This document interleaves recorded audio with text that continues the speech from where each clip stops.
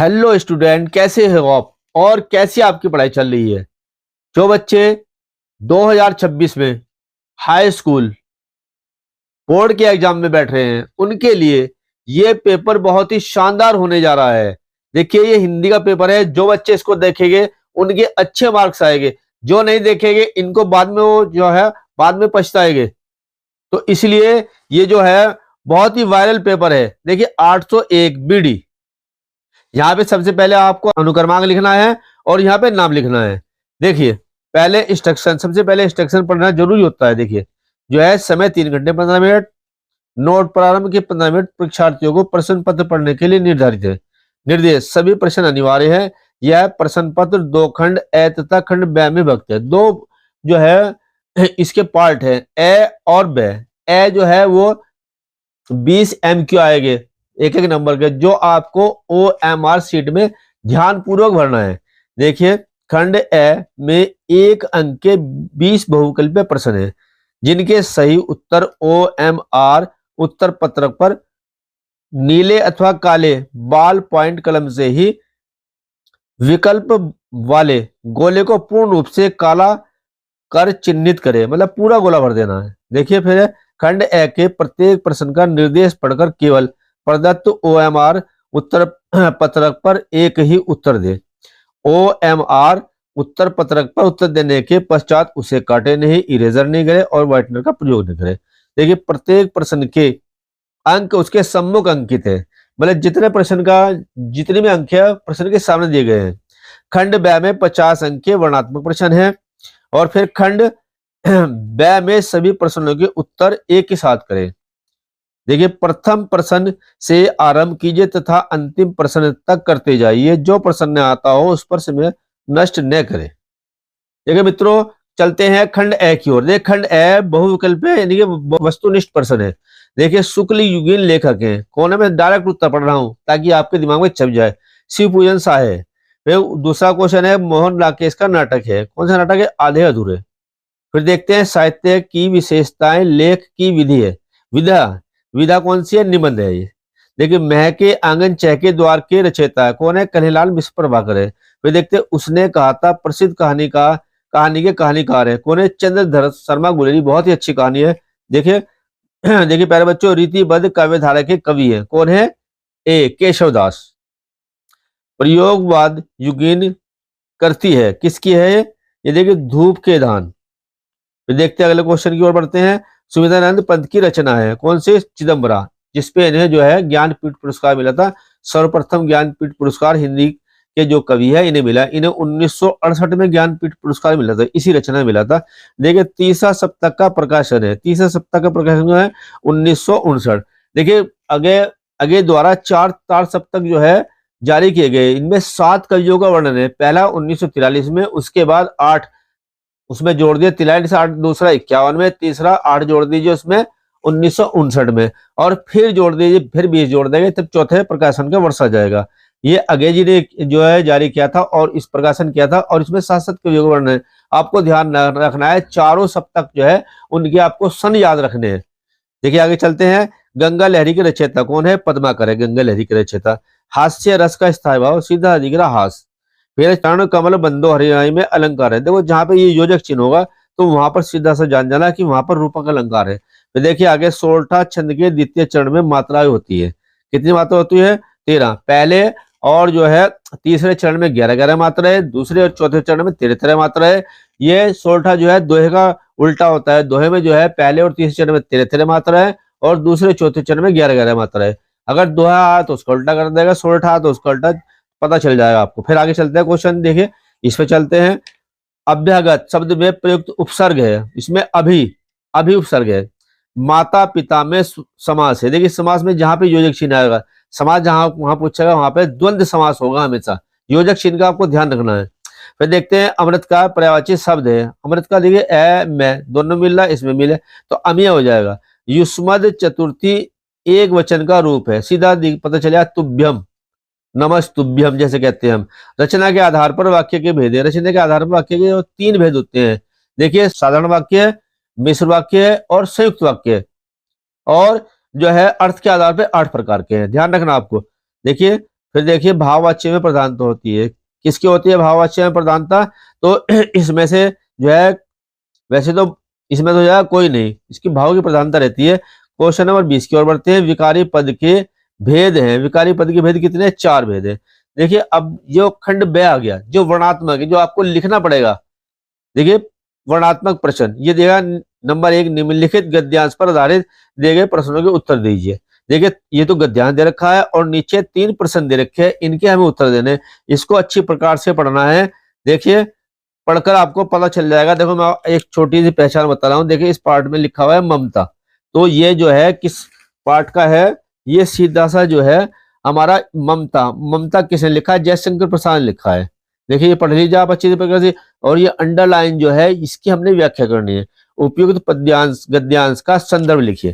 देखिए चलते हैं। देखिए यहाँ पे हमने इस प्रकार से खंड ब वर्णात्मक प्रश्न, प्रश्न संख्या 1 इस प्रकार से अंडरलाइन कर देंगे हम, और फिर संकेत डाल लेंगे। संकेत में हम क्या करते हैं? देखो प्यारे बच्चों, पहला वर्ड लेते हैं, ये ले लिया हमने यहाँ से, और लास्ट वाला जो वर्ड है वो ले लिया। देखिए यहाँ पे लिखा हुआ है वह अश्वारोही, ये वह अश्वारोही है। और लास्ट में है देखिए यहाँ पे लिखा हुआ है नाम नहीं था, तो ये संकेत हो गया। तो देखिए अब देखते हैं प्रस्तुत गद्यांश हमारी पाठ्यपुस्तक हिंदी के गद्य खंड में संकलित ममता। देखिए हाईलाइट करेंगे, नामक कहानी से उद्धृत है, इसके लेखक जयशंकर प्रसाद जी है। अब देखिए क्वेश्चन नंबर 2 पढ़िए आप। देखिए लिखा हुआ है अकबर ने किसकी स्मृति में मंदिर बनवाया? तो आपको पता चल जाएगा एकदम पढ़ने से। अकबर ने ममता की स्मृति में यादगार में मंदिर बनवाया। फिर तीसरा है, देखिए ये अंडरलाइन, इसका हमने जो है इसकी व्याख्या करनी है। ये लिखी हुई, हुमायूं मुगल सम्राट था, उसने 7 देशों पर विजय प्राप्त की थी। एक दिन उसने ममता की झोंपड़ी में विश्राम किया था। उसके पुत्र अकबर ने ममता की याद में बहुत ऊंचा मंदिर बनवाया था, परंतु उस मंदिर में ममता का नामो निशान नहीं था। इस प्रकार से हम इसकी व्याख्या कर देंगे। देखिए प्यारे बच्चों, पहला जो क्वेश्चन था वो 1 नंबर था, उसमें 2 गद्यांश रखे, उसमें 1 करना था। ऐसा ही जो क्वेश्चन नंबर 2 है, इसमें भी 2 पद्यांश दे रखे, उनमें से 1 का करना है, चाहे आप ये करें या ये करें।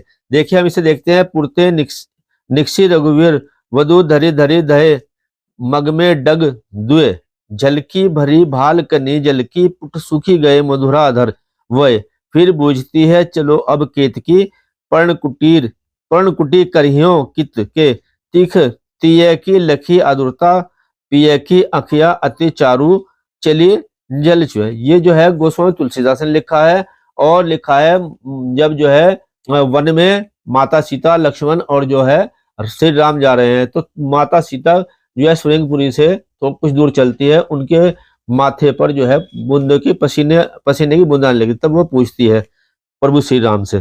देखिए ये देखिए पहले जैसे मैंने संकेत लिखा था वैसे ही जो है संकेत लिखेंगे। ये देखिए संकेत पूर्ति निक्सी ये है, और फिर लास्ट वाला देखिए यहाँ पे इस प्रकार से इसे हाईलाइट कर देंगे, इसे लिखे ये देखिए। और फिर देखें क्या है यहाँ पर, प्रस्तुत गद्यांश का शीर्षक एवं कवि का नाम को उल्लेख कीजिए। प्रस्तुत गद्यांश का शीर्षक है वनपथ पर, कवि का नाम है गोस्वामी तुलसीदास जी। ठीक है, अब देखिए रेखांकित अंश की व्याख्या करनी। ये रेखांकित अंश है, मतलब जिसके नीचे लाइन खींची है वो रेखांकित अंश है। ये देखिए ये हमारा प्रश्न है। अब ये देखिए रेखांकित अंश की व्याख्या। राम लक्ष्मण सीता बड़े धीरज के साथ श्रृंगेरपुर से आगे 2 कदम ही चले थे कि सीता के माथे पर पसीने की बूंदें झलकने लगी और उनके सुंदर होठ थकान के कारण सूख गए। ये दूसरा क्वेश्चन। तीसरा क्वेश्चन, पद्यांश में प्रयुक्त मधुराधर शब्द का विशेषण विशेष छांट कर लिखिए। मधुरा अधुर, देखिए तो एक तो जो है शुरू में जो है ये हो गया मधुराधर का। देखिए इसमें शब्द का विशेषण विशेष्य, तो विशेषण तो है सुंदर और विशेष्य है ओठ, यानी कि ओष्ठ। चलते हैं आगे क्वेश्चन की ओर।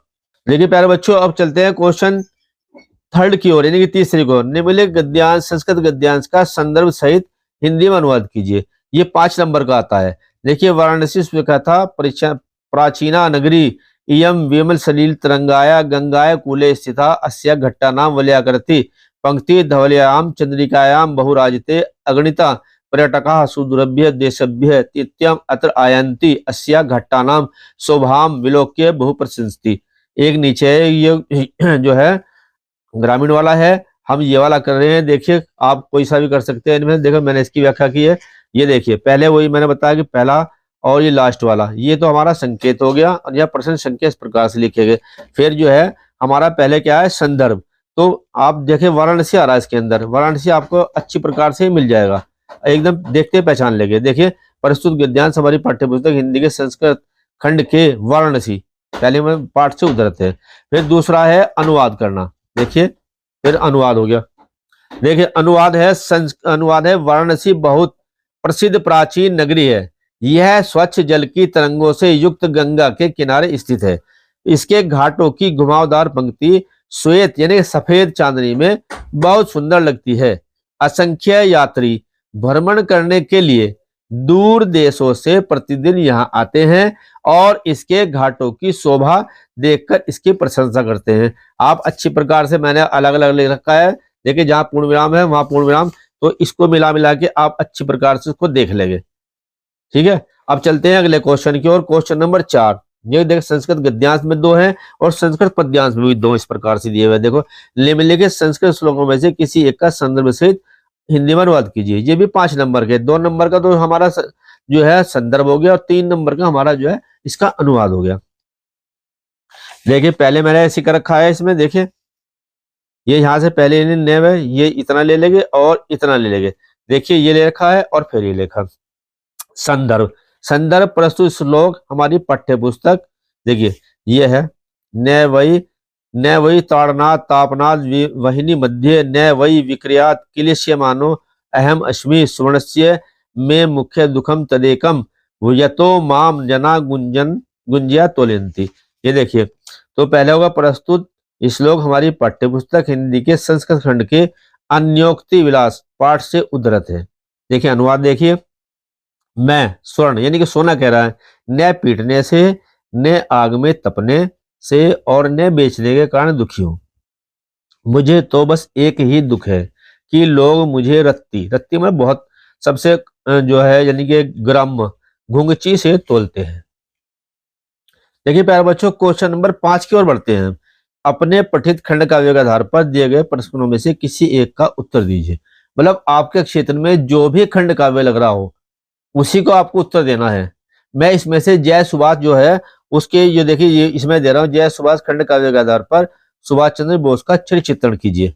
ये देखिए चरित्र चित्रण में देखो पहले प्रश्न संख्या लिख देंगे यहाँ पे और फिर जय सुभाष और फिर खंड काव्य।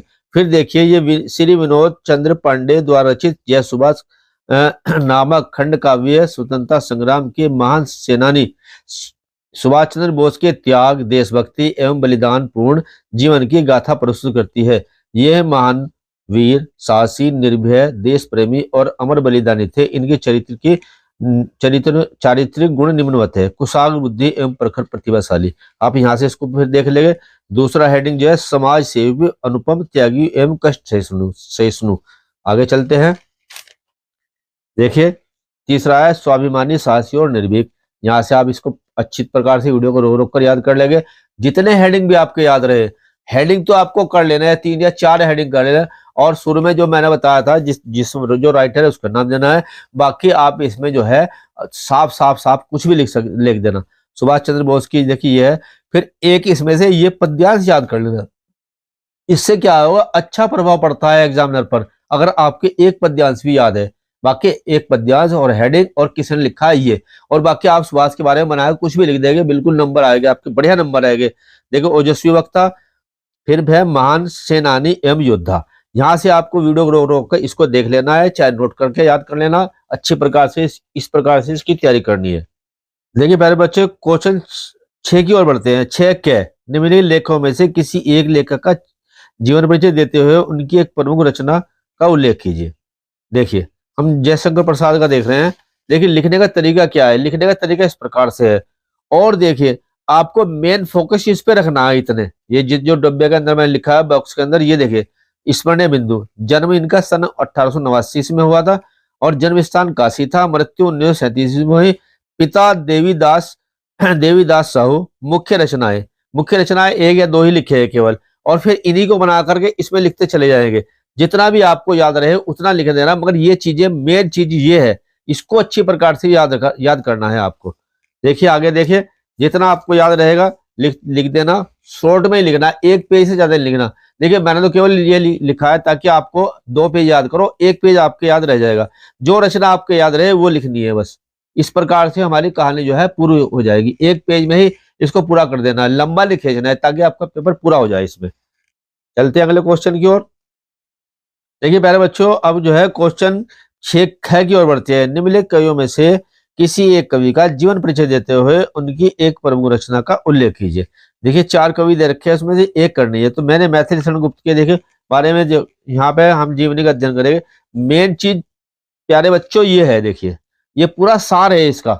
यहाँ पे आप कुछ भी इसमें से बना बना के लिख सकते हैं। मेन चीज आपके ये याद होनी चाहिए। देखिए जन्म सन 1886 ईस्वी, जन्म स्थान चिरगांव झांसी, मृत्यु सन 1964 ईस्वी, पिता सेठ रामचरण गुप्त, मुख्य रचनाएं 1 या 2।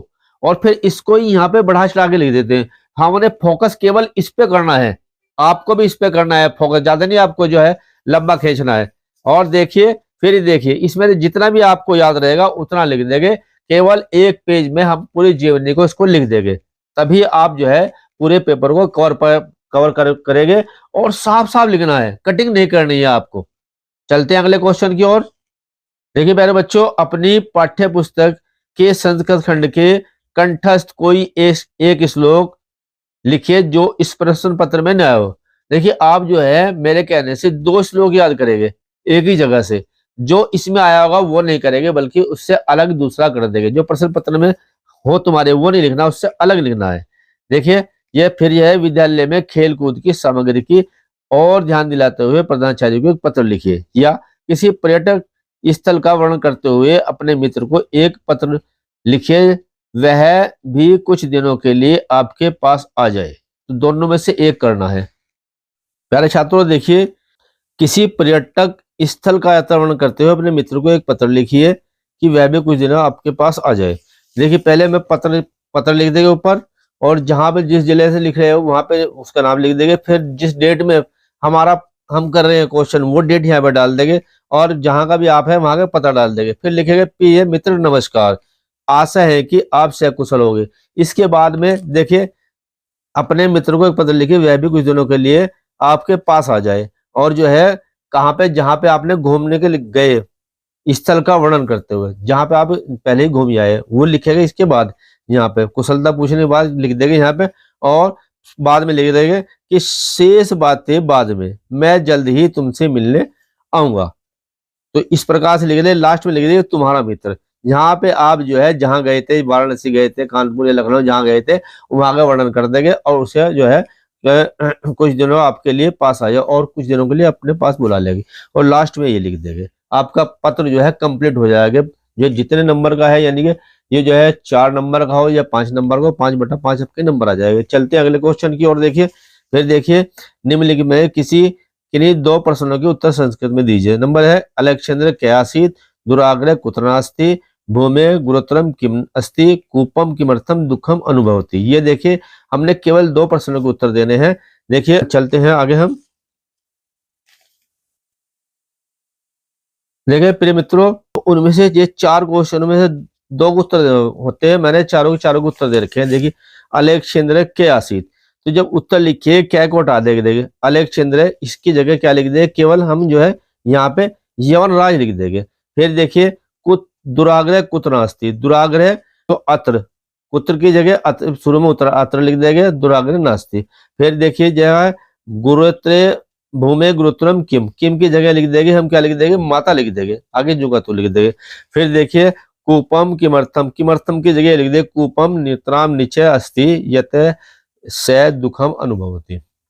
चारों में से जो आपको आसान लगता है उसका उत्तर देना है, उसको आपको याद करना है अच्छी प्रकार से।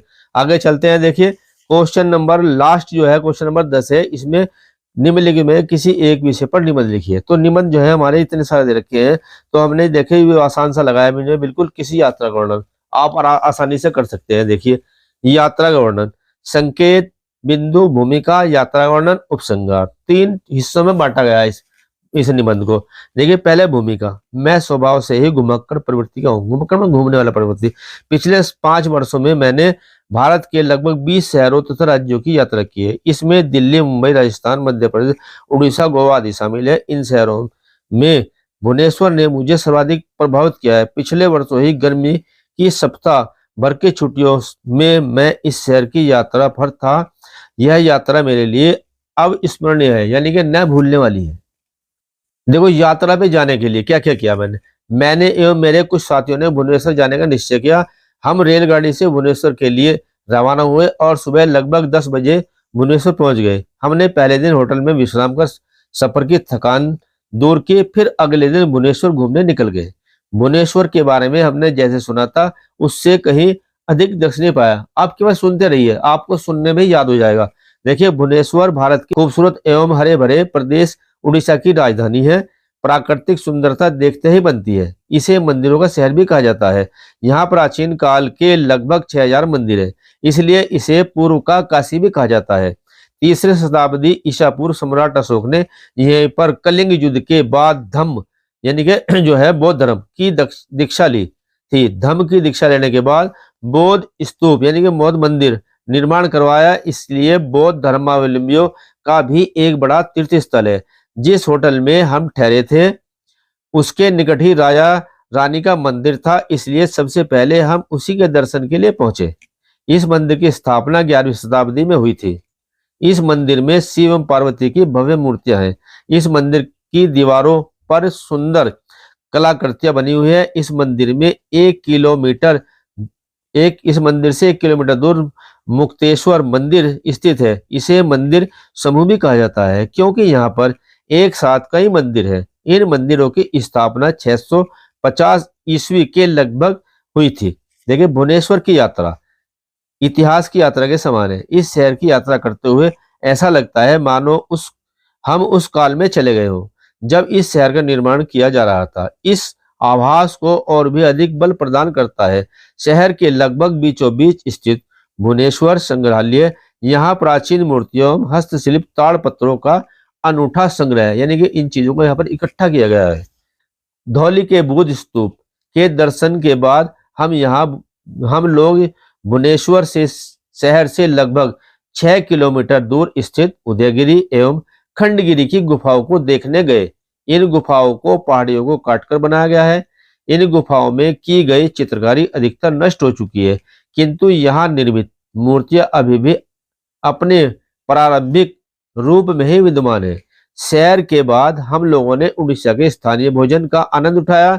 पखाल भात, छत्तू तरकारी, महुराली चिड़चिड़ी एवं चिंगुड़ी उड़ीसा के लोकप्रिय व्यंजन है। इस यात्रा को अविस्मरणीय बनाने के लिए हमने फोटोग्राफी और वहां की लोकप्रिय वस्तुओं की खरीदारी भी की। देखिए, लास्ट में आ जाइए उपसंहार। सभी जितने निबंध है, प्रस्तावना, उपसंहार सभी में होता है या भूमिका। भुवनेश्वर की यात्रा मेरे लिए ही नहीं बल्कि मेरे सभी साथियों के लिए एक अविस्मरणीय यात्रा बन गई। वस्तुतः किसी भी व्यक्ति की यात्रा का मुख्य उद्देश्य केवल मनोरंजन ही नहीं बल्कि मानसिक शांति प्रदान करना भी होता है। भुवनेश्वर के वातावरण में अद्भुत सी पवित्रता घुली हुई है, जिससे हम सभी को मानसिक शांति का अनुभव हुआ। उसे शब्दों में नहीं बताया जा सकता। आप बार बार अगर याद नहीं करना चाहते, बार बार वीडियो को जो है रोक रोक कर 3-4 बार सुन लीजिए, वैसे ही आपको याद हो जाएगा।